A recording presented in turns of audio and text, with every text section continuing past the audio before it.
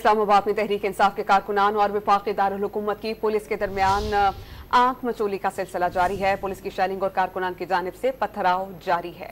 इस बारे में मजीद जानते हैं डॉन न्यूज के नुमाइंदे अब्दुल्ला मोहम्मद से। अब्दुल्ला, क्या तफसीलात हैं और इस वक्त मनाजिर क्या हैं?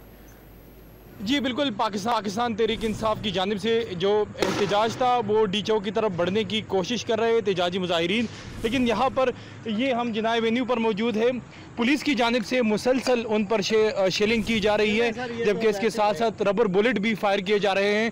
पाकिस्तान तहरीक इंसाफ के जो कारकुनान थे वो इस कंटेनर के ऊपर मौजूद थे, मगर बाद में पुलिस ने डी चौक से पेशकदमी करते हुए और मुसलसल शिल फेंकते हुए आंसू गैस के शिल उनको पाकिस्तान तहरीक इंसाफ के जो मुजाहिरीन हैं उनको पसपा कर दिया। 200 से 300 मुजाहिरीन है जो इस कंटेनर पे मौजूद है और अतराफ़ में मौजूद थे।